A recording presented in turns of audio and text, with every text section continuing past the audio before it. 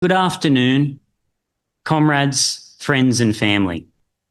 I would like to welcome everyone to today's meeting, which has been called by the Socialist Equality Party to mark the life and political contribution of Comrade Ken Mantell, who died exactly 7 weeks ago. My name is Boddy, and I will be chairing this memorial meeting. Ken Mantell was born in Melbourne on November 11th, 1945, and belonged to a generation whose lives were shaped by the aftermath of the Second World War and the conditions of post-war capitalism. He died on November 30th last year at age of 80. For the greater part of his life, Ken was a member of the Socialist Equality Party and a committed Trotskyist, dedicating himself to the task of building a revolutionary party of the working class. Ken grew up in a family of 8 children in Melbourne after the Second World War. Now, while Ken's birth date is accidental, it coincides with some seminal historical events.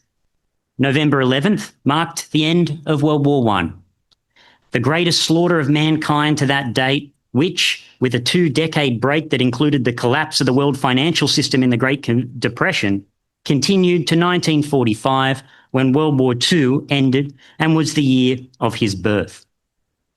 November 11th was also the date of the sacking of the Whitlam government in Australia.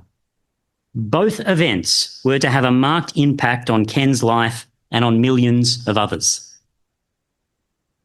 Like many working class families at the time, the Mantell family lived under wartime rationing and economic scarcity. Ken left school at 14 and entered the workforce as a teenager, spending much of his working life in physically demanding jobs, particularly as a steel fixer in the construction industry. Although he had a limited formal education, he was determined to educate himself. An important influence in this was his older brother, Martin, with whom Ken maintained a close relationship throughout his life. Martin and his wife Jenny are here with us today, tuning in from Melbourne. It was through his experience as a steel fixer that Ken encountered the program of socialist internationalism and joined the Socialist Labour League, the predecessor of the Socialist Equality Party.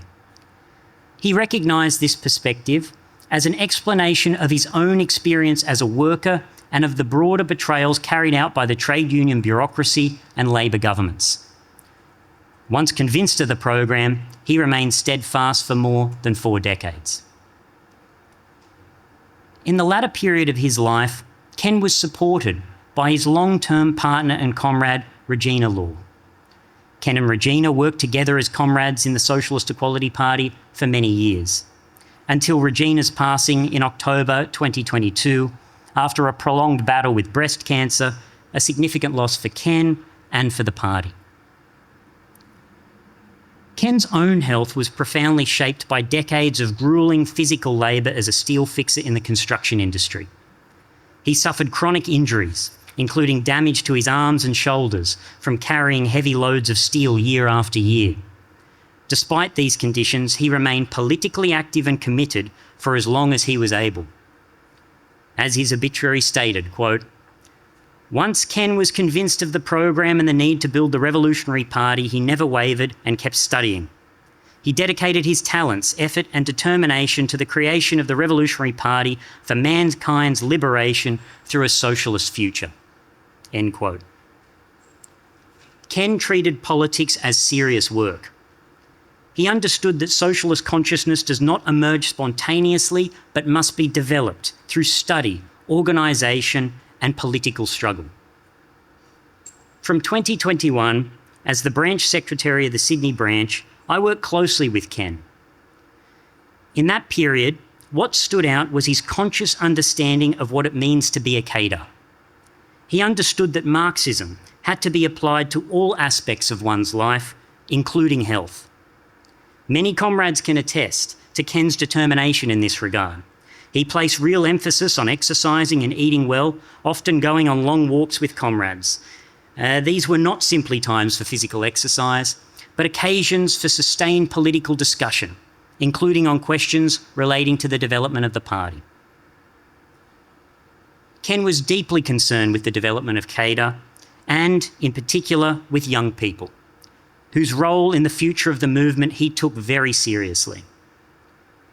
This concern extended right up until the end of his life, and after Ken's death, a number of students from Western Sydney University, where Ken carried out significant work, have spoken with sadness about his passing.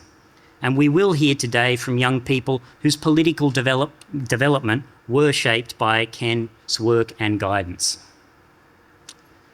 Now, today's meeting will include contributions from comrades, family members and friends, including speakers joining us in person and via Zoom, both online and in two in-person locations in Brisbane and in Melbourne. I will also read tributes sent by comrades internationally. Together, these contributions reflect different periods of Ken's life and political work and underscore the lessons of his lifelong commitment to revolutionary Marxism and the building of the Socialist Equality Party. We will also open the floor for contributions before concluding with a slideshow, and following the meeting, those here in person are invited to stay for some light refreshments. But we will begin with remarks from Cheryl Crisp, the National Secretary of the Socialist Equality Party. Cheryl knew Ken during his time in the party, working with him on the Central Committee as a branch secretary in the print shop and later as the National Secretary of the SEP. So welcome, Cheryl. On behalf of the Socialist Equality Party, I want to convey our deepest condolences to the comrades, friends and members of Ken's family who are in our meeting both here online and in Melbourne.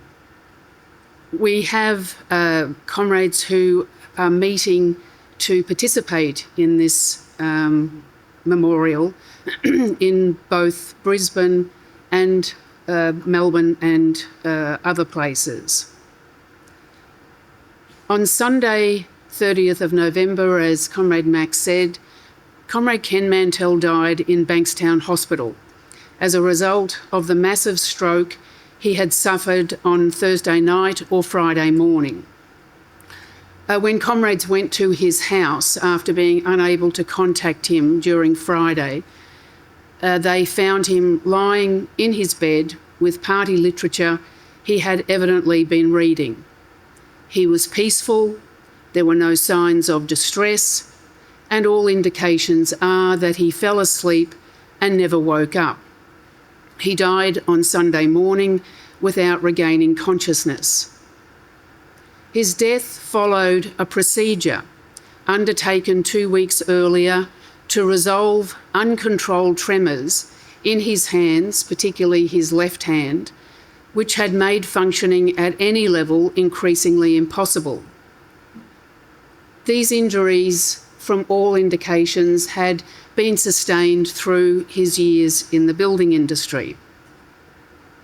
The procedure had been entirely successful, and the many comrades that Ken rang in the days following can attest that it had been a very long time since we had seen him so happy. There is no indication that the procedure contributed to his stroke. Of course, all medical interventions carry risks, although strokes weren't identified as one. Ken was aware of the risks, but his insistence on proceeding with the procedure was bound up with his determination to contribute to the party as effectively as possible. While Ken had reached 80 only 3 weeks prior to his death, and despite his many ailments, he remained as committed at 80 to the perspective of overthrowing capitalism, the fight for a socialist perspective, as he had been when he first joined the party some 43 years earlier. Ken joined the Socialist Labour League, the predecessor of the Socialist Equality Party, in Brisbane in 1982. The year before, his then wife Liz had met Workers' News campaigners at a shopping centre, which led to Comrade Ellen, who is on this call, and another member visiting them. They both attended the 1981 party education camp, after which they joined, first Liz, then Ken.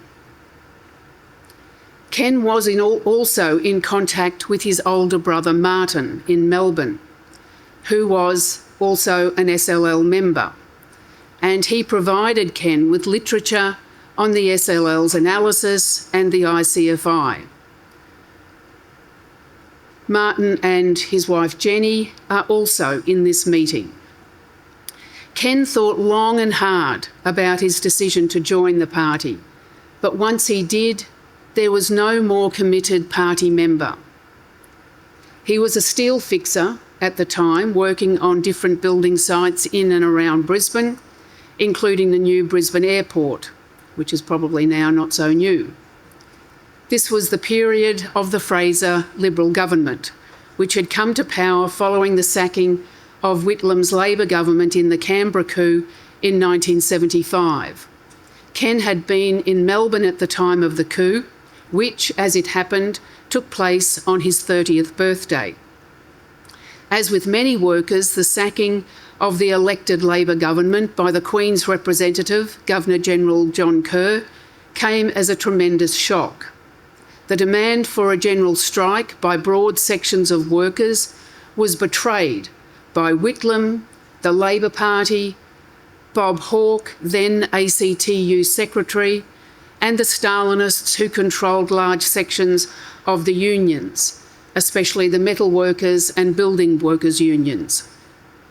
The movement against the sacking and the call for a general strike were diverted into an election campaign in December of that year, which Whitlam and Labor lost.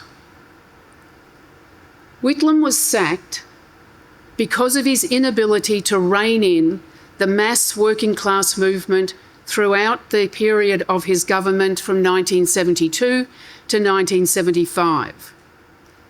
In 1974, industrial action reached its highest level since 1919, levels which had occurred in the course of the horrors of World War I and in response to the impact of the Russian Revolution of 1917. This mass movement under Whitlam, or during Whitlam's government, led to an unprecedented rise in wage levels. Working days lost per 1,000 workers were around 1,100 in 1974. That is one working day lost per worker per year. Just to give you a sense, the figures of the strike levels of 1919 were 3,100 working days lost per 1,000 workers. That has never been met to this day. While under Fraser, the number of strike levels and working days lost was reduced, but it was by no means enough. Fraser did make the point that after he left office, his major achievement of his government was to change the nature of the Labor Party. By that he meant that Labor had accepted wage restraint, the imposition of economic discipline, and cooperation with capital. Now, while Fraser may certainly have taken credit for this transformation, it was in fact an international phenomenon. In the 1980s, the trade union and labour bureaucracies underwent a qualitative transformation from intermediary organisations that mediated certain working class demands into outright defenders and managers of capitalist interests. A shift rooted in material changes in global capitalism and expressed politically through corporatism, collaboration with governments and employers, and the ideological conversion to nationalism and productivity-first policies. The significance of this process in Australia was that the austerity program being imposed so violently by Thatcher in the UK and Ronald Reagan in the United States was carried out here by a Labor government, coming to power a little over a year after Ken joined. So it was under these conditions that Ken played a central role in the intervention, particularly in the building industry, of the party against the program of the Labor government. Ken was representative of a layer of workers, some of whom are present today, who joined during this period, attracted by the analysis and the program of the party, in opposition to the positions and the role of the Labor Party, the Labor government, the Stalinists who bolstered, defended and protected that Labor government, particularly in the course of the Accords that were established in 1983, within literally days of the Hawke-Keating government coming to power. And those workers responded to the fight for an independent movement of the working class, independent of the trade union bureaucracy, of the Labor Party and Stalinism. The first major struggle that Ken participated in as a party member was the CQEB dispute, an attempt by the hated right-wing Bjelke-Petersen government in Queensland, which aligned with the federal Hawke-Keating Labor government to smash the organisation and the conditions of electricity workers in southeast Queensland. Over 1,000 workers were fired from CQEB and forced to reapply for their job under very, very different working and pay conditions.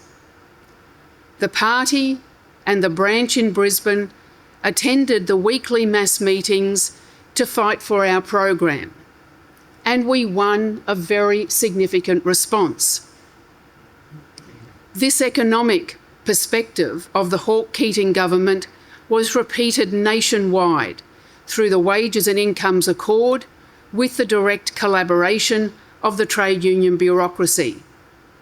The result was the destruction of whole areas of manufacturing industry in the hundreds of thousands.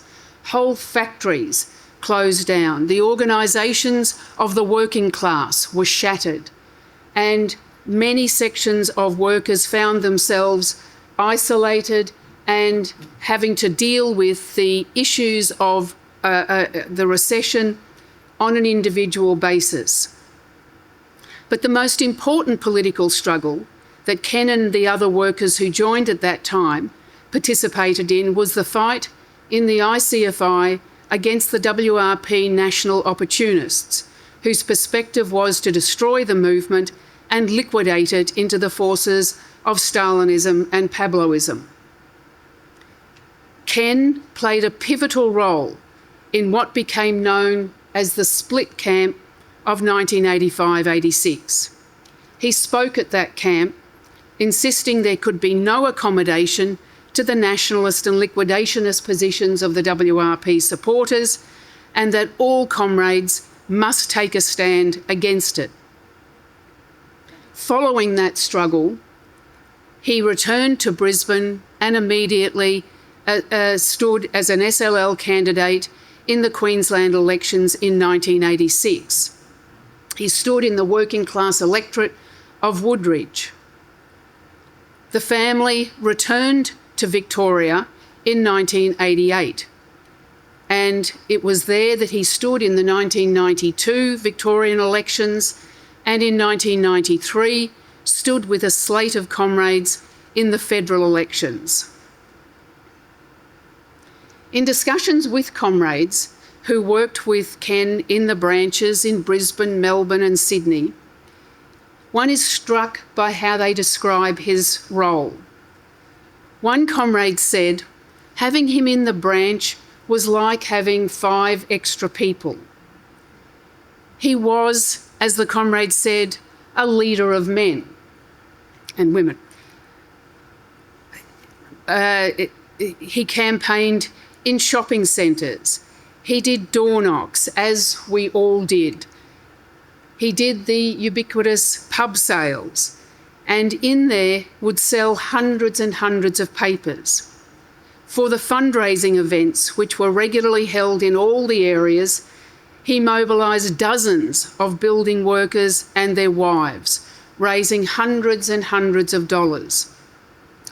He became widely known throughout the building industry for his intransigent opposition to the trade union bureaucracy that attempted on many more than one occasion to silence him and other comrades of the SLL. In his contribution to the public meeting in 2024, which we held on the attack on the CFMEU by the Albanese Labor government, Ken recalled the mass meeting of building workers in 1989 in Melbourne, where the BWRU officials attempted to prevent him from speaking. The meeting of building workers, and this was at a time when mass meetings were still being held, the workers howled the bureaucracy down and insisted that Ken be able to speak, which he did, putting a motion to the meeting, which was a motion that had been compiled by the party, which was ultimately passed. In 1994, Ken then moved from Melbourne to Sydney to work as a full-time revolutionary on the staff of the SLL SEP. In that capacity, he carried out multiple different tasks and always approached it from the standpoint of rigour, accuracy, and an attention to detail. In the branches, he was indefatigable. In the Southwest branch, when I was the branch secretary, he and his partner Regina were central not only to interventions in factories, but to the discussion with contacts, with young people, and most importantly, to the fight to establish the IYSSE clubs on the campuses. They were centrally responsible for establishing a club on the Milperra campus of WSU, notwithstanding their less than youthful personages. He was always concerned with party members, particularly young comrades, and those workers who he met in the course of his party work. Even after relocating to Coffs Harbour in 2019 to assist with Regina's recovery from breast cancer, they both participated diligently in the work of the Sydney branch and the party. Sadly, Regina's cancer returned almost as soon as they had moved north, and she died in 2022. To say that this was a personal and political blow from which Ken didn't fully recover would not be an exaggeration. He returned to Sydney and, as always, threw himself into the work of the party and in particular the Sydney branch. We have now entered a period of the greatest crisis of capitalism since World War II. The assault on democratic rights and on working and living conditions, the rise of fascism and the increasing threat of war characterise the new situation. The only thing that it can be compared to is that of the 1930s. But unlike the 1930s, the working class is today not a defeated class. It has certainly suffered profoundly at the hands of Stalinism, social democracy, and the role of the pseudo-lefts, which have robbed it of its historical understanding of its experiences, so needed for it to be able to respond to the crisis of capitalism. But those lessons, the experiences, the knowledge which workers must draw from those experiences are not lost. They reside in the party, in the comrades, in the cadre, in the sections and in the political program of the International Committee of the Fourth International. Our party exists and it exists with a unified program and perspective. How will workers access those lessons? Certainly, the launch of Socialism AI will assist in the development of socialist consciousness among broad sections of the working class. Our task is to cut a path to the working class and youth, to educate and train them, to build the necessary leadership in the working class to resolve the crisis of revolutionary leadership, which will enable workers to meet the demands history has placed before us. Ken will not see the socialist goal to which he dedicated so much of his life, but his dedication to that goal, his example to that goal, is an imperishable contribution to its fulfilment for all those who follow in his footsteps and take his lead. That is the real significance of Ken Mantell. Thank you for those powerful words, Cheryl. We will now hear from Martin Mantell, but just before we put him on, just to give the tech team a bit of time to prepare things, I will read out some greetings, international greetings, before we hand over to Martin. But just before that, I have been told by the tech team that there are other family members as well online. His niece, Stephanie, his sister-in-law, and Regina's sister, Irene Law. Welcome as well to those family members. So I will now read out condolences that were sent by Chris Marsden, who is the National Secretary of the Socialist Equality Party in Britain, who wrote the following. It was addressed to Cheryl. It said, "Dear Comrade Cheryl," it says, "My condolences to you and all members of the Australian Socialist Equality Party on the loss of Comrade Ken Mantell. The thoughts of your comrades in Britain are with you and with Ken's family. Your moving tribute to Ken makes clear the essential role he played in the section as a working class cader and then leader after joining the SLL in the early 1980s. I met Ken many times and was struck by his serious approach to political questions, which he combined easily with a bone-dry wit when the occasion demanded it. Ken was not boastful and was not given to lengthy anecdotes about his own role. I knew something of his work in the building industry and the battles he had been involved in. But what is clear from your tribute is how much of a contribution he made.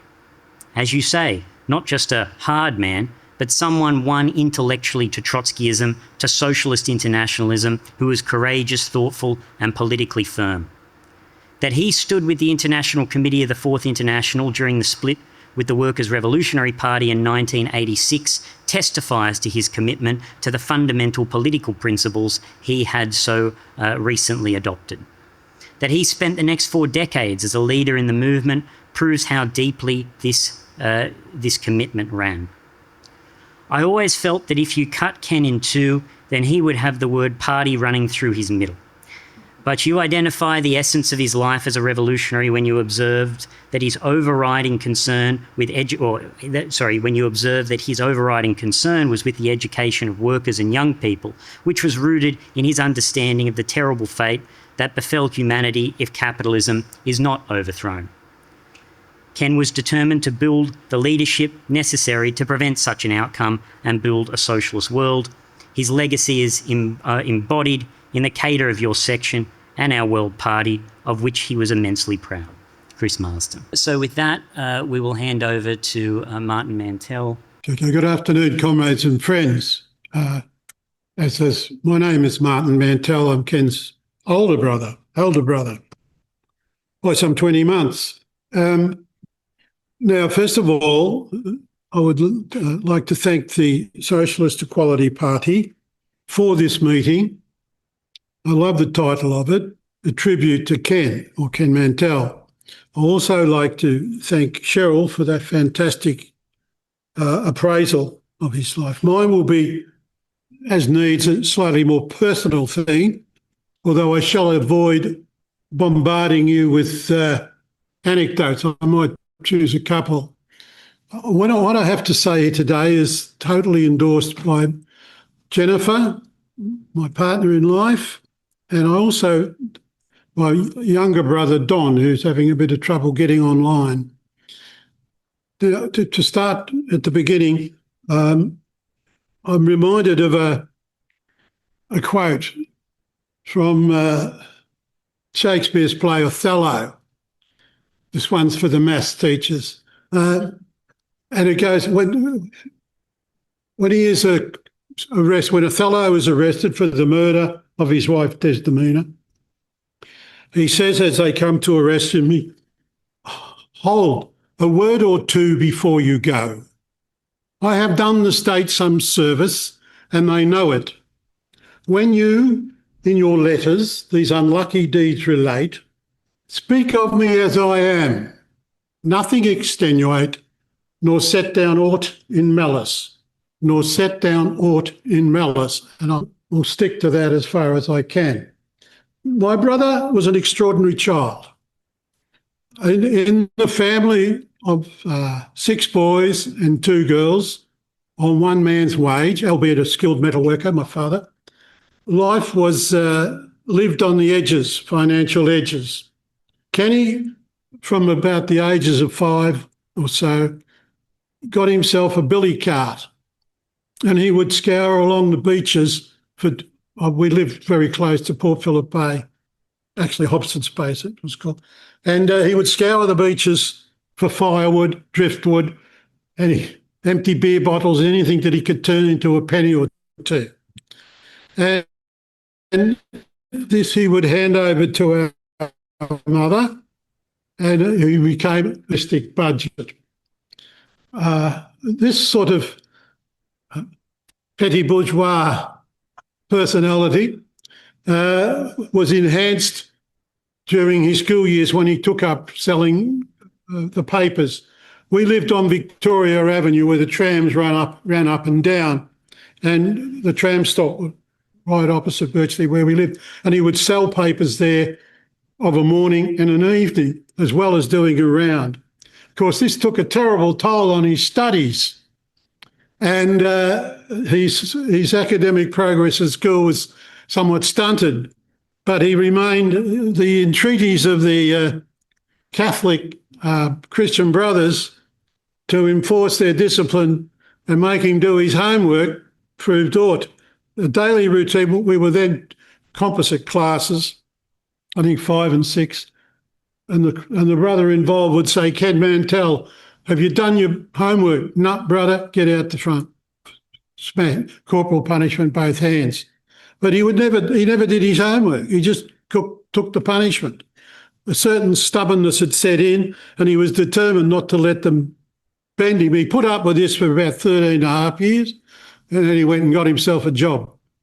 And that was his educational experience. So when you hear of his development that Cheryl has outlined and what he said on his birthday, the occasion of his 80th birthday, you can see the determination that he showed as a child took a very positive direction when he joined the party. The other thing I want to tell you about is my mother was a very devout Catholic woman. Some would unkindly say a bigot, but when the Labor Party split, and I'm sorry if I must apologise, many of you young people may not know this, but the Labor Party split in 1954. My mother was of Irish Catholic descent, and that community split as well. For those who stayed with the Labor Party and those that went with the DLP, as the splitters were called at that time. And it split families. It caused punch-ups at outside churches and everything. And it was a big deal in our family. But my father was indifferent on the question of religion. He stayed somewhat stoically aloof from this. It was widely rumoured at the time that he voted Conservatively, but he never ever revealed that, ever. At this point in time, Ken was going to Mass during the week. And he saved up through his bottle collections and his earnings through selling newspapers. he bought himself what is called a Daily Missal. Now, for the atheists here, of whom I hope you all are, this is the liturgical calendar of the Catholic Church for every day of the year. Now, this thing in the 1950s, I'd be about 53, 54, cost £5. £5. Now, that is near enough at the time to an adult male's weekly wage. And he saved it and bought it. A few years later, he found himself with other interests, and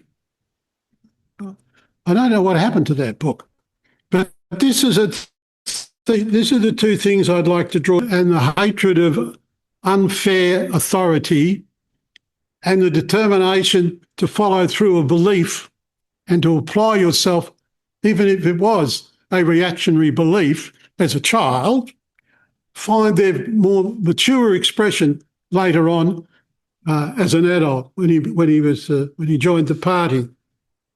So probably enough for the anecdotes. What sort of a man was he? Well, he was tough.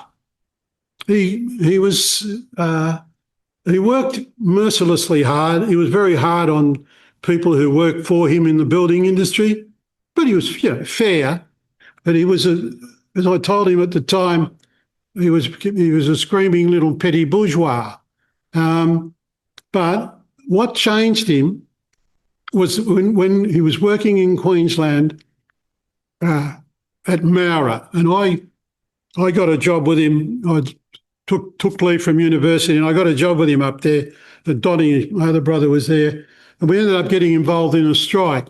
And we had 800 men out the gate, and he was in married quarters, and he was a foreman for the company Tees, and he didn't have to go on the strike. Anyway, the dispute was settled. We were sold out by the bureaucracy. Then they closed the job down at the Easter. We went, and we decided to go north through other big building sites. My brother, Don, myself, and a friend.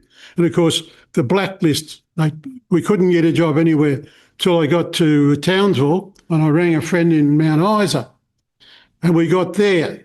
Now, this is significant in the sense that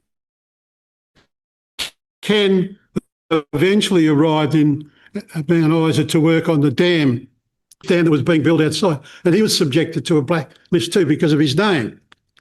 And that had a huge impact on him. He anyway, he eventually said, well, you either sack me or you don't give me the job. He had a 6-week-old baby in the caravan and so on. He came back to Brisbane and he set off working there as well. Now he meets the party, he joins it. The 3 books that I gave him, by the way, he came down to Melbourne. We went for a walk around the block, and he told me how things were and weren't. And I gave him, I sold him actually, Revolution Betrayed, which I know you're all familiar with, Communism and Terrorism, and the Communist Manifesto, I think it was. And that, we went back and he read through them, and he rang me almost every day to ask me questions. What does this mean? What does that mean? So on and so forth. And it was a pleasure to think back on those days and to the tiny little role and influence that I had. But unlike me, he's a hard dog for a long road. And I'm so proud of him. The death was so sudden. I mean, Cheryl touched on the fact that he was so happy after the operation. And he was. I can attest to that. And, we always joke a lot with each other.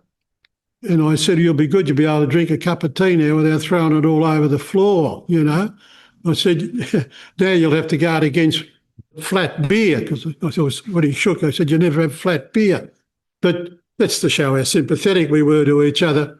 But the whole point now that he is gone, I want to make this to all the young comrades, which I really appreciate your presence here. It means a hell of a lot, because he deserves those wonderful, kind words of Cheryl and Max. He deserves those words. He revelled in being a worker. but he knew the limitations of the working class, culturally, educationally and scientifically. And he worked to overcome that, as the speakers have said, and he succeeded admirably. And I used to enjoy, like a teacher, correcting him, dotting the I and crossing the T, just to upset him. But those days, unfortunately, have passed. And he will forever, I've got to be careful here, he will forever live in my memory, as I'm sure he will in yours. I saw him go, when he was in the party, he went down to a building site in Lorne. He rang me up, he said, take a sickie. I was teaching at Brighton Tech, and he said, you have to come down with me. He said, I think they're going to bounce me. He said, I've got to clean out the flat. I was staying in a flat with 3 blokes, and they were stooges for the BWIU bureaucracy. And I said, oh, great, I can hardly wait. And so we drove down to Lorne, and he went in, and he said, come in. And there was only one bloke here. One bloke was there, and he said, look, take him out on the balcony. He's not too bad. Just have a chat to him. And while I was out there, the other 2 blokes came in, and I heard a lot and I looked in, and I saw him take care of both of those blokes in about 3 minutes. When Ken was on security, you were in good hands. But what I remember him most for is his belief in the socialist future of mankind. He never wavered. I hope I have done him some justice here. I know he deserves more, but I'm pretty sure that other speakers will compensate for my weaknesses. So I'd just like to close by saying that my brother Ken, he was a man. Take him for all in all. You shall not look upon his like again. Thank you. Well, thank you, Martin, for those sincere and very heartfelt words. We will now take a contribution from Nick Beams, who was the National Secretary of the Socialist Equality Party for more than 3 decades, and during the split, of which we've mentioned, was a pivotal moment for Ken's political development. Comrades and friends, I'm very honoured to be able to speak here, reviewing the life of such an important comrade as Ken Mantell, and paying tribute to it as we are, always involves placing it in the history of the party. Ken was truly a party man. Let me review some of this history.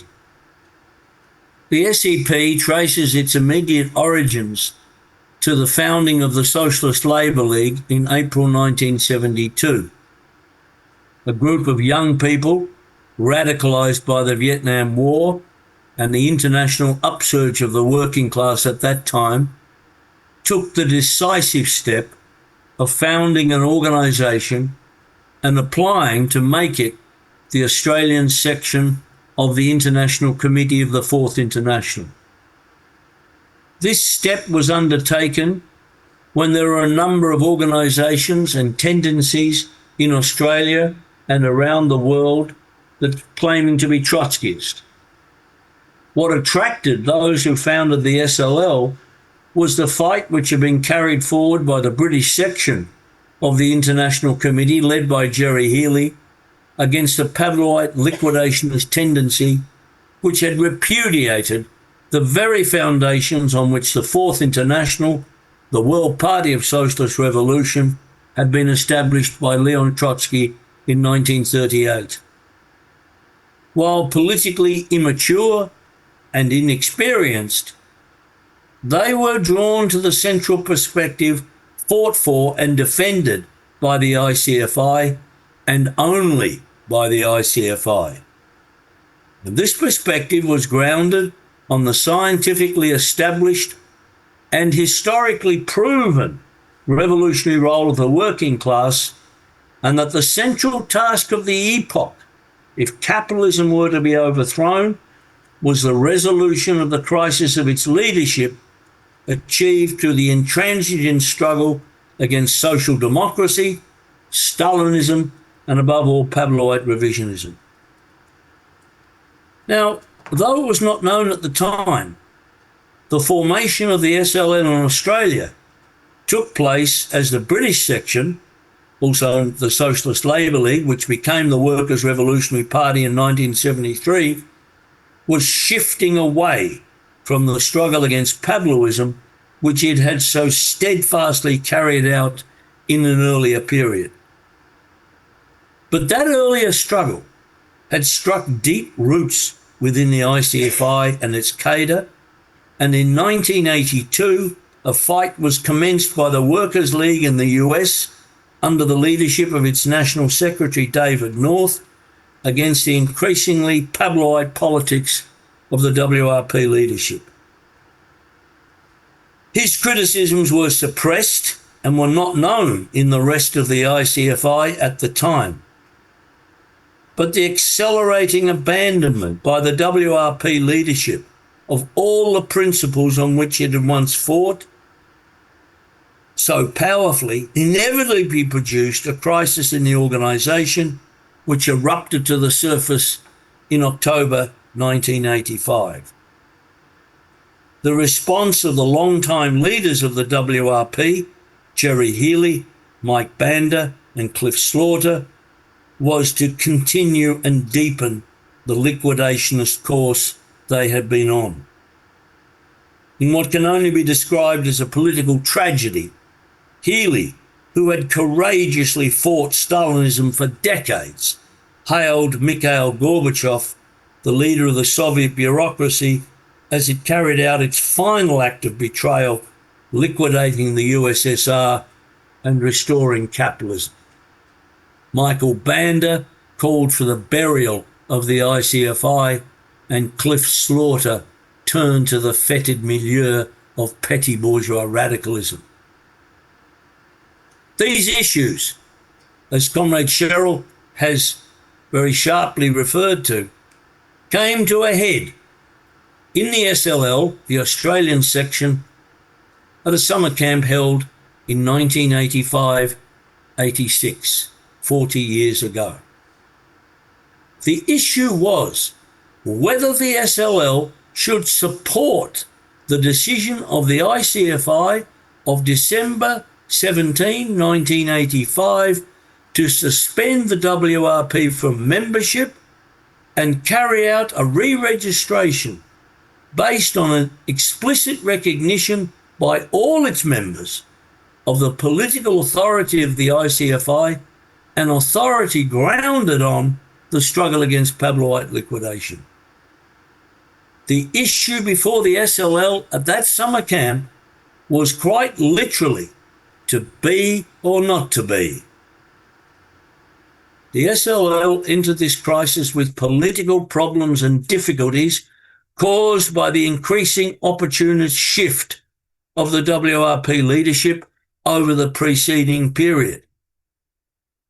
But the value of every crisis is that it lays bare the fundamental issues of principle that are at stake. But principles do not exist in the abstract, somewhere out there floating in the ether. They have to be fought for by individuals, by living forces, who, whatever the difficulties, rise to the occasion. And it can be truly and decisively said that Ken Mantell rose to the occasion. No one who was present at that meeting 40 years ago, certainly not myself as an inexperienced National Secretary, will ever forget the powerful address delivered by Comrade Ken. In his blunt and direct manner, he cut to the chase. It was an existential question. It was above all a class question involving the most fundamental issues. I'm not exaggerating when I say his intervention was a turning point in that 9-day struggle. It played a decisive role in ensuring that the SLL aligned itself with the ICFI and maintained the continuity of Trotskyism in the Australian working class in order to play its role in the building of the World Party of Socialist Revolution. This struggle was incorporated into the political DNA of Comrade Ken. It formed the basis of the powerful role he played in the party right up to the very last minutes of his life. So I join with you today in saluting and honouring the life and struggle of Comrade Ken Mantell. Let it be an inspiration to us all, young and old, as we enter a new period of social revolution which will determine the fate of mankind. Thank you. Thank you, Nick. I would now like to read out some condolences sent on behalf of the SGP, that is our German section, which I'll read out now. It says, firstly, Dear Cheryl, dear comrades of the SEP in Australia. On behalf of the SGP, National Committee in Germany and all our members, I would like to convey our deepest condolences on the death of Comrade Ken Mantell. Ken was an extraordinarily important member of our international party. After joining our movement in the early 1980s as a reinforced concrete builder, he fought tirelessly for decades to build understanding among workers and youth that a new workers' party must be built. That is, first international and second socialist. I got to know Ken better around about 30 years ago. We had met before at international conferences and schools, but when I stayed at his apartment during an IC school in Australia, we had a little bit more time to talk. We hit it off right away. We had both worked in factories for years and fought against union bureaucrats and their pseudo-left defenders. We laughed about how similar our experiences were and how trade union bureaucrats all over the world use the same arguments and bureaucratic methods to attack socialist critics. At the time, I asked Ken how he had experienced the split from the WRP and whether the fierce debate that took place in the International Committee in the mid-1980s had put him off. He hadn't been a party member for very long at that point. Ken replied that the seriousness with which the debate was conducted at the time had attracted him rather than deterred him. When he had read the documents and it became clear that the WRP leadership had adapted to the nationalist policies of the union leadership, the Social Democrats, the Stalinists and the National Liberation Movement, the decision was clear to him. He knew the devastating effects of the nationalist and opportunist policies of the unions and rejected them outright. He had joined the SLL precisely because he believed that international cooperation among the working class in the struggle against the capitalist system was a critical issue. Ken was enthusiastic that, after the split from the WRP, we were developing our work as a world party. I was very impressed when I saw the video on the WSWS last year in which Ken reported on his experiences in the struggle against this trade union bureaucracy and called for the establishment of independent action committees. He always saw the establishment of action committees in the context of explaining the party's policies to workers and fighting for socialist consciousness in the working class. Ken made an important contribution to making our international party known and building it up in the working class. We will continue his work and remember him fondly. Warm regards, Willie Rippert. There are now a few more contributions and I will call on people to speak. Next will be Zach Diotte. Thank you, Max. Thank you all for attending. For those who don't know me, my name is Zach. I'm president of the IYCC chapter at Western Sydney University and an applicant to the Socialist Equality Party. Since the beginning of the Gaza genocide in October 2023, up until his passing, Ken and I worked very closely together, especially on political campaigns. He was always interested in knowing where I was at politically, asking me what my assessment was of an interaction I or we had had, what I thought or knew about a specific political question when they came up, and how the work of the IYSSC was progressing. Ken was always stressing the importance of developing one's political consciousness. I remember we were campaigning in inner Sydney, Paddington, where mostly elder residents were being evicted from their boarding homes early last year. We met a bloke who was essentially acting as a peaceful enforcer of the evictions on behalf of Labor and was intensely hostile to our presence and our successful interviewing of one of the residents without his blessing. An hour or so later, when I arrived home from the campaign, Ken called me and asked me what I made of this guy we'd met. And I said something like, I don't really have an opinion on him. It doesn't matter, essentially.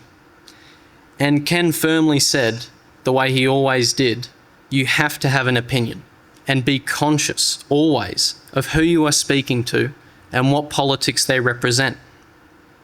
We had many such discussions, and Ken was always generous with his time, not just with me, but with any young person who came across the movement. Although I knew Ken briefly and at the latter stage of his physical and political life, I only knew him as an avid fighter for socialism. The confidence and enthusiasm he had for the working class and the socialist movement were imbued in his personality. As a young person especially, you could not come away from a discussion with Ken without a sense of confidence about the future, about the working class and the ultimate tasks of the socialist movement. Ken fought through physical pain at times during campaigns to ensure that workers and young people could be politically clarified.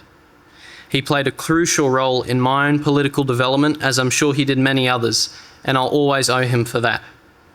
Young people and workers should take a leaf from Ken's book and join the fight for the future of mankind that animated him for so much of his life. Thank you. Thank you, Zach. I'd also like to make mention another family member of Ken's is online, Anthony Mantell, who is Ken's nephew. Very much welcome to Anthony, as we have with all of Ken's family. The next speaker we have is Luch Lopez, member of our National Committee. Welcome, Luch.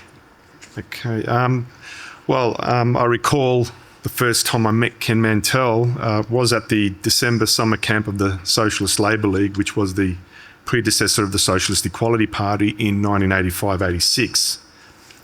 Comrades have gone through, but this was a crucial time in the development and struggle of our World Party, the International Committee of the Fourth International. In October 1985, a major crisis erupted inside the oldest and most experienced section of the ICFI, the Workers' Revolutionary Party. The long-time leader of the WRP, Jerry Healy, was expelled for abuse of cadre.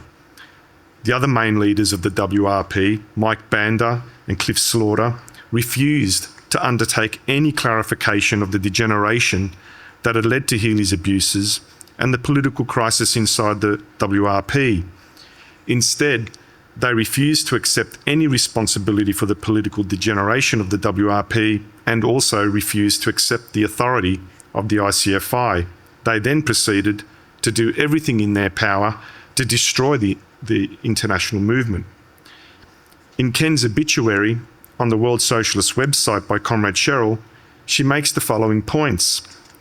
Having been a party member for a relatively short period, Ken stood with the International Committee of the Fourth International in opposing the WRP's subordination of the working class to the British Labour Party, the trade union bureaucracy, and bourgeois nationalist regimes in the Middle East and beyond.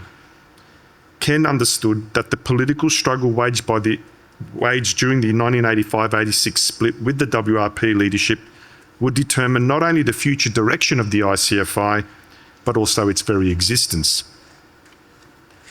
Ken spent the next 40 years upholding and fighting for the program and principles that guided us in the fight against the WRP and its abandonment of revolutionary Marxism and Trotskyism. Ken also played a leading role in the security of the party. Ken understood the significance of the security and the Fourth International investigation and the counter-revolutionary role of Stalinism and the pseudo-left. And Ken spent considerable time in preparing and organising the security of the party and training other comrades in understanding the role of security and its significance in the history of our movement. I got to know Ken very well. We collaborated and worked together over many years. He had a huge personality, my God. He was larger than life. You knew Ken had arrived once he came into the room. His raucous laughter, which was unmistakable, he would have an immediate impact on everyone he came to meet and know. He had the strongest handshake of any human being that I have ever met. He nearly crushed my hand into a pulp the first time I ever shook his hand. He was strong as an ox and prided himself on his fitness. He met my father on a couple of occasions, and they got on pretty well. They discovered they had worked in similar places in both Queensland and Victoria, and they shared some of their experiences. When I would go visit Dad, he would always say to me, "Say hello to Ken Mantell and give him my best wishes." "Top bloke, your old man," Ken would say, and then in the next breath look at me and say, "What happened to you?" and then burst into a fit of laughter. We both supported the Western Bulldogs AFL team and for years would go to games here in Sydney if the opportunity arose when the Doggies came here to play the Swans. And in 2016, the Doggies broke a 62-year premiership drought to win the flag against the Swans, our arch enemies. That was such a satisfying feeling. It would have been nice if Ken had hung around to watch a few more. Ken loved a good drop of wine and good food. He lived life to the fullest, despite his many physical ailments, which he suffered during decades of backbreaking work in the building industry. He loved his family, and while at times he found it difficult to show it, he really, really did. He always spoke highly and was full of pride for his boys. He was devastated by the loss of his partner and soulmate, Comrade Regina, in 2022. He really struggled after losing her. After Regina's passing, Ken once again threw himself into political struggle. He was horrified, as were millions of others, by the Zionist and US genocide of the Palestinians in Gaza, but not surprised. Ken understood this is the future the working class confronts unless it overthrows capitalism and establishes international socialism. He fought for this revolutionary perspective, only embodied in the ICFI, until his dying day. We will never forget Ken Mantell, and the lessons of his life will be a guide and inspiration to new generations of youth and workers that are now entering revolutionary politics. I'd just like to end with a few lines from a short poem. I loved my friend. He went away from me. There's nothing more to say. The poem ends soft as it began. I loved my friend. Thank you for those words, Luch. We will now take a contribution online from Comrade Warwick, who unfortunately couldn't be here in person. Comrade Warwick is also a member of the National Committee. I'd like to thank everyone who's turned up here today to this important meeting, discussing and giving a tribute to Ken's long political career. As he's worked, as other speakers have said, tirelessly for a long period since before the split, since the early 80s, right through until only weeks ago, to fight for the interest of the working class. As other speakers have said, he really wouldn't take a backward step at any time during the long period of struggles that he'd undertaken, be it at a particular worker, at a particular work site, but more importantly, in a political struggle, trying to win workers, out of the clutches of the trade union bureaucracy. Many times, myself and other comrades would be campaigning with Ken around building worker marches and protests, assorted other marches and campaigns by ordinary people fighting for improvements to their social conditions and their lives.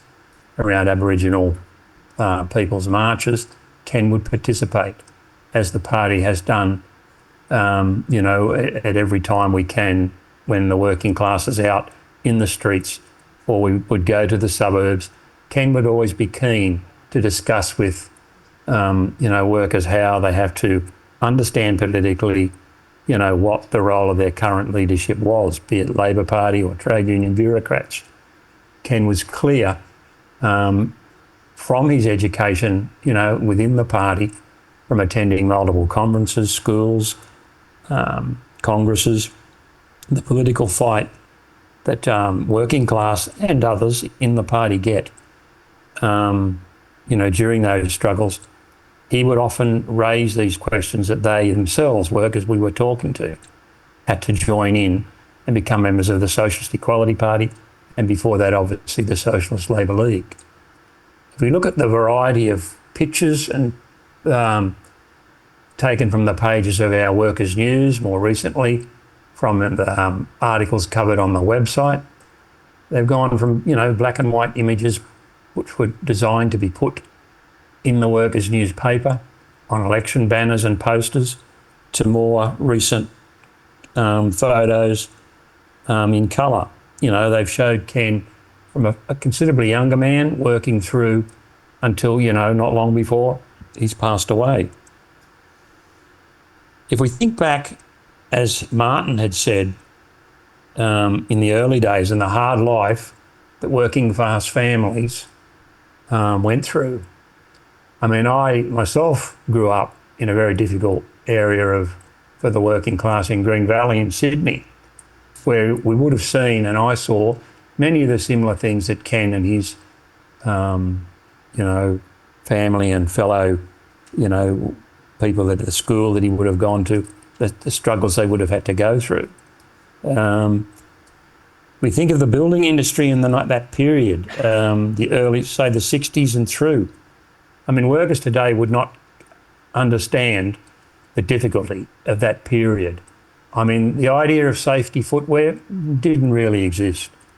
Running shoes, Dunlop volleys were the order of the day. Real levels of safety protection were not around then. Exposure to sun, skin damage, dusts, all sorts of things would have played a role in damaging Ken's health, as it would have millions of workers, not just in Australia but around the world, working in these conditions. So Ken really understood the hardships. Simple things like toilets could have been a piece of builder's ply with a hole cut in it, stuck over a bucket. That was the toilet in some of, the more rougher building sites. Ken participated in the building and the reinforcing of concrete in all sorts of projects. Government organised civil projects, buildings, no doubt civil projects of roads, bridges, all required workers like Ken. And I think it's a measure, of his strength and of character that he was able to wade through those horrendous work conditions, develop as a Marxist and a socialist with, his joining of the Socialist Equality Party. And I think, and the work of the comrades around him and his work with them built the party as a whole. He played a very important role. I'd just like to go on to Ken's attitude to young people, which other comrades have mentioned.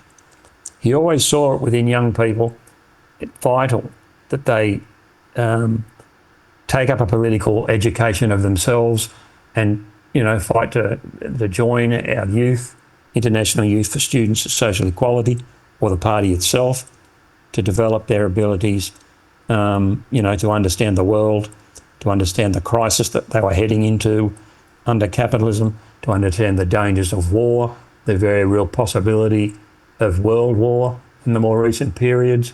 Ken was right on point every time he dealt with a young person with those matters. At campaigns around Western Sydney Uni, he often, even though at times physically under a bit of pain and difficulty, would strode down the pathway to get a group of youth and young people, both male and female, and students from different countries, with a determination that they had to read our leaflets, read our pamphlets, look at our bookstalls, I mean, Ken always, saw this as an important work, as all party comrades do. I think I'd also like to endorse the comments that other comrades have made about Ken when he was with Regina, the friendliness, the visits myself and Cheryl made, a couple, to when they were living in Coffs Harbour. And it was a very important time to, look at, the whole development of the party at that period. His declining health was becoming obvious even then. Regina passed away, which, as others have said, was a terrible blow to him. But he came back to Sydney quite determined to reorganise himself and be invigorated, within the party struggle. It wasn't long before his health deteriorated even more, and that did become more difficult. As others have said, he underwent a procedure. Before it, I had numerous discussions with him about the risks, the possibilities of things happening, but he was confident in going ahead with it.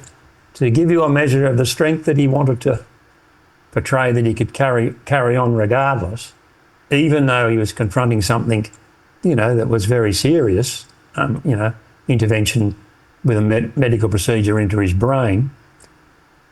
He wanted to catch the train into the hospital on the day he was going in. Agreed that I would come with him as much as we, decided that's how it would happen. In the end, he refused my assistance and went in on his own. He'd made it, he survived, he came out, and, was happy as Larry, as others have said. The shakes had gone and he could now pick up paper and drinks and work more efficiently, for party activities and work. Unfortunately, that was not to really develop because as he's recovering, other comrades have gone through the tragedy of his stroke. But rest assured, comrades, he certainly didn't look like there'd been any real pain. He was reading literature next to him on the bed, and I think Ken, was just tired from a day recovering and, going for his exercise and slipped away in his sleep. So I think he's something that, younger comrades and people should look towards, workers and the working class as a whole, can look to Ken Mantell as an important fighter for leadership and revolutionary perspective of the working class that the party embodies. And, we wish everyone of his family who's here, and despite the difficulties with others, that they come to see his real strength. Despite certain clashes he may have had with some of his family, these were always done in the spirit of trying to win them to something vital, the struggle for the future of the working class. And I think we need to be measured in how we think of that. And maybe as things change in the coming period, some of the knowledge and the information that he tried to drum into his family members may bear fruit, and they may, see the value and the importance of Ken Mantell. So I thank comrades for being here and listening. Thank you, Warwick. I would now like to read just two more condolences from our international comrades. There are others, but there actually isn't enough time to go through everything, which I think is itself a testament to the contribution of Comrade Ken's life. But these two are from comrades in the United States. The first is Comrade Fred Mazelis, who writes, and this was on the comments section of Ken's obituary, deepest condolences to Ken's family and comrades. I have vivid memories of Ken's warmth, enthusiasm and determination from the 3 or 4 opportunities I had to meet him. He was particularly eager to meet comrades from the international Trotskyist movement and to consider the vital issues raised by the history of the past century. He helped to blaze the trail that many thousands more will follow.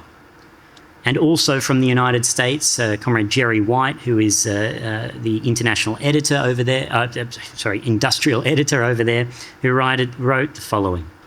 My deepest condolences to Ken's family and comrades. My opportunities to meet and work with Ken in the 1990s and early 2000s were always rich experiences. He embodied the power and determination of the Australian working class and the strivings of the most class-conscious workers to break with the narrow parochialism of Australian labourism and connect their fate with the international struggle for socialism. He will be deeply missed. So our final pre-prepared speaker today will be Comrade Morgan in Melbourne. Thanks, comrades. really happy to have the opportunity to speak today on Ken Mantell. I'm someone who only had a very, very brief chance to know Ken. I was on a panel with him at a public meeting we held a little over a year ago on CFMEU, the government takeover of the union, at which Ken gave a very powerful report on his life as a construction worker, his experiences. And it was about a month after that I was in Sydney for a party event and stayed at Ken's apartment for just 3 days. But in that time, I've gone through, left a very deep political impression on me, which I'll always remember. Of course, his sense of humour was pretty striking. He was a character. I was just sort of blown away by the number of stories, sayings. I made sure that each night I took notes so that I wouldn't forget them. But I think more importantly, the part of his personality that stood out to me at first was his utter determination and devotion to the party, and the struggle to raise the working class intellectually, politically.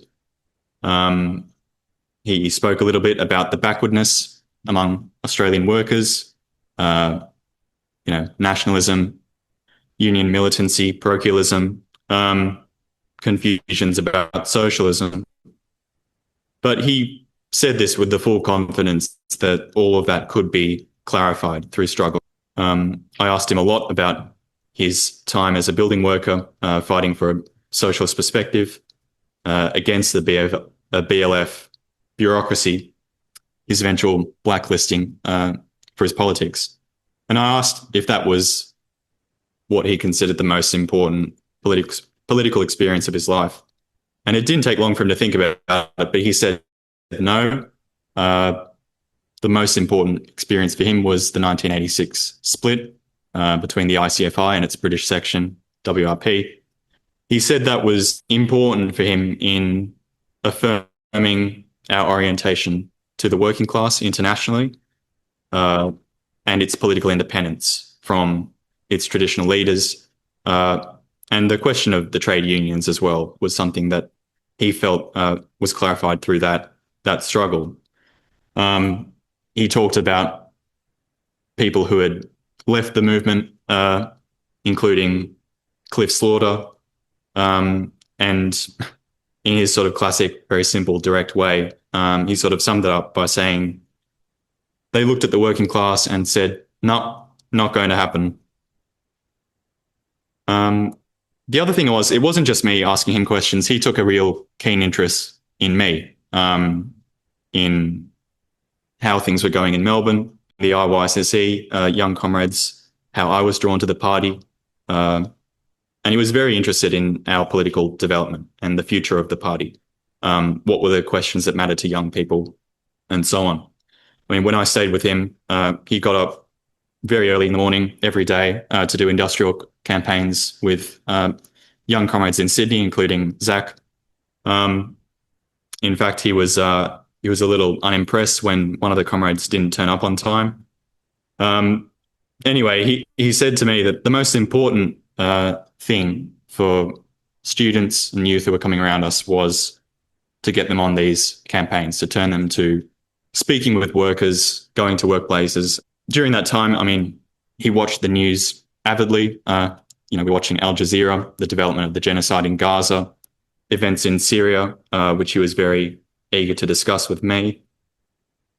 Another thing that stood out to me was in his apartment, I noticed that he had a lot of French Impressionist paintings hanging on the wall, and I had to say it was a bit of a surprise. Regina had introduced him to art, painting, music, and he had a particular fondness for Van Gogh. The fact that Van Gogh, developed his work as an art depicting ordinary workers and peasants in France, their everyday struggles, and that he devoted his life as an artist to trying to give a clear portrait of suffering and oppression that he saw around him.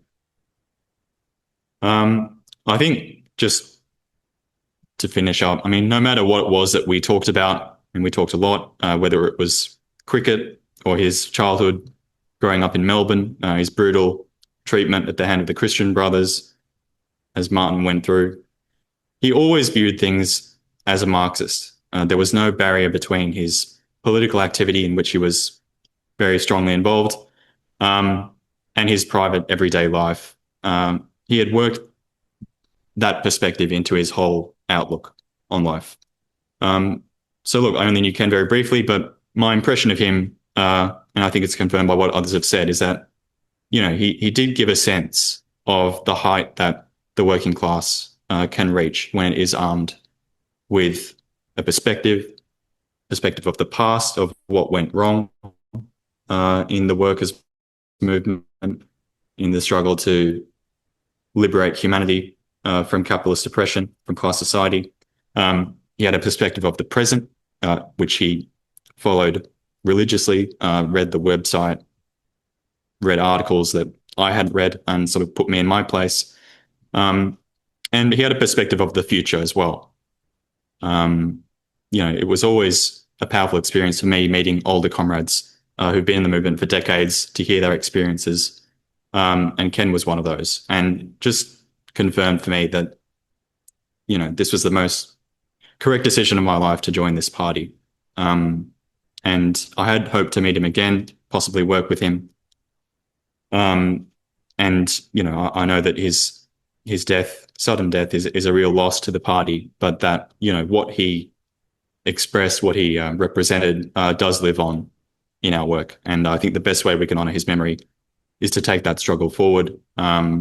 His level of devotion to the work, we should emulate, you know, going forward into this new period of sharp political crisis internationally, and, you know, confident that we can win the working class in the resurgence of class struggle that we're seeing. So thank you. Thank you for those words, Morgan. Unfortunately, we are, in fact, running lower on time. I think it's even the level of contributions that we've heard so far indicate as I said, the impact that Ken's had on so many people, and in particular, the question of the fight for world socialist revolution. We need to finish around 5 o'clock, but we are going to open up for some very brief contributions. And those who are online can also post in the chat. We are putting together the posts that you're making. But I did want to read out initially a contribution by Stephanie Rowe, who is Ken Mantell's niece, and she sent that through via email, so I'll read it out now on her behalf. And she wrote, "Good day, comrades. My name is Stephanie Rowe, formerly Steph Mantell. I am Ken's niece, the eldest child of his brother Donald. From my earliest memories, Ken has been a constant presence in my life, and my political and intellectual formation is inseparable from his influence and from the work of the Socialist Equality Party. Some of my strongest memories are of sitting around Ken and Regina's table, talking politics for hours. Those discussions, serious, sharp, and often uncompromising, helped forge my character and my convictions. Ken was tough, at times very tough, but in that toughness was a profound seriousness about ideas, about history, and about the fight for socialism. I would not be the person I am today without the examples and without those debates. Ken didn't go for sentimentality. He didn't like photos or hugs or I love yous. He rarely called, but I learnt that he expressed care differently. I called him Kenny. He hated it, or at least pretended to, but he was Uncle Kenny to me. And I think, deep down, he took a quiet joy in that familiarity. No one else dared call him that. One of my earliest memories of him is from when I was a young girl standing with him in the front yard, staring up at the stars. He asked me what I was thinking, one of the first times an adult had genuinely asked and waited for my answer. I told him, excitedly, about how I thought lightning was created and how the stars shine. He responded with a long, detailed explanation, moving from the science of thunder and lightning to the nature of stars. What stayed with me was not just the information, but the feeling that knowledge mattered, that understanding the world was a joy, and that I was taken seriously. Our relationship was not simple. There were difficult moments and conflicts. Some of my warmest experiences were bound up with him. But we always returned to politics, to history, to theory, back to that table, that red wine, and those long discussions on socialism and communism that began in my early 20s and continued throughout my adult life. Those conversations, in all their intensity, are what I carry with me now. The news of Ken's passing has been devastating and sudden. It has struck me in ways I did not anticipate. While I am grateful that he did not suffer for long, the abruptness has been a profound shock. A few years ago, we lost the great love of his life, Regina, to breast cancer. His second great love was the struggle for socialism. His third, the Western Bulldogs. I will hold all those three close to my heart in his honour. Life is made of moments and of the people who shape us. Ken shaped me through his sharp mind, his unwavering political commitment, and his insistence that we take ideas seriously. In remembering him today, I honour not only my uncle, but a comrade whose life was bound, I should say, to the fight for a socialist future. Thank you, comrades. I love you, Ken, always. Steph. Thank you for those remarks.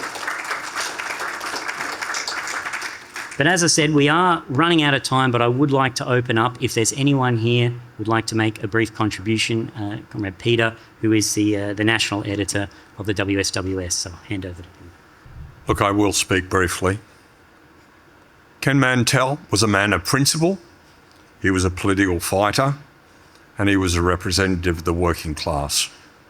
And the combination of those things, him being one to the principles of our movement, the principles of socialism and Trotskyism, is an indication of what will happen in the future when the working class is won.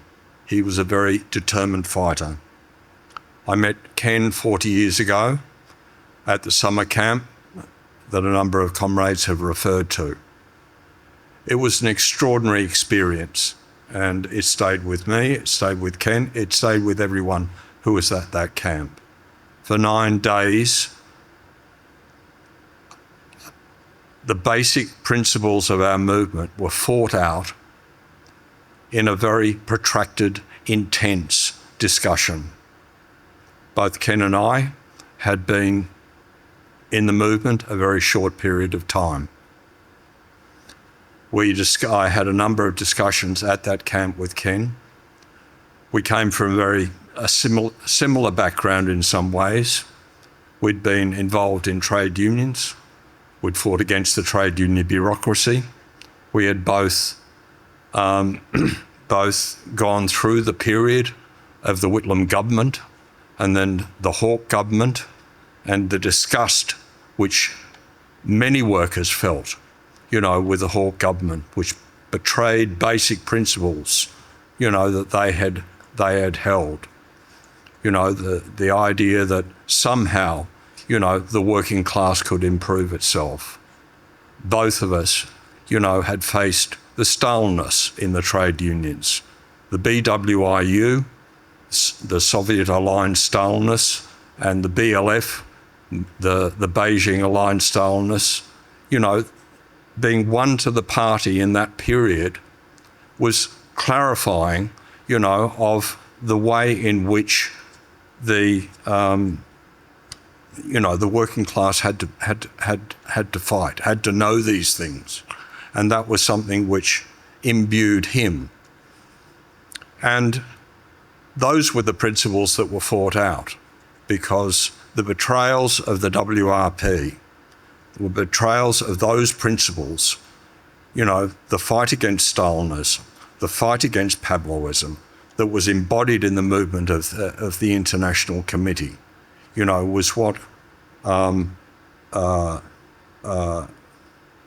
was fought out in that period. And that's what stayed with Ken throughout his entire political life. It wasn't straightforward. Shortly after the split, there was the crisis of Stalinism, the collapse of the regimes in Eastern Europe, the dissolution of the Soviet Union, and that had a huge impact on the working class, and particularly those layers of militants, within the trade unions that had looked towards Stalinism, in some way. But Ken didn't waver. He wasn't. He understood, the necessity of the principles which the working class had to take forward. I think the overwhelming image that comes through of Ken, is of Ken as a very hard man. He faced a very difficult life in the building industry, and he fought those battles. But he was also a very sensitive person. Beneath the hard exterior, there was actually a very sensitive person, because he understood, or he felt what it was like. He felt for the underdog, and that imbued with the sort of scientific understanding and principles of the movement, is what motivated him and drove him forward. He had a certain sense of humour. He was, it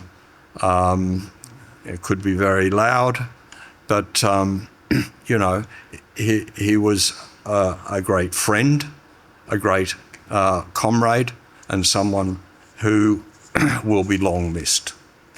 Thank you, Peter. Look, unfortunately, we are going to have to close the contributions there. They've all been, I think, everyone will agree, very powerful. I think I want to make one additional point to what's been raised to emphasise that question of the toughness of Comrade Ken. I mean, as many comrades have said, the working as a steel fixer had a profound impact on his body.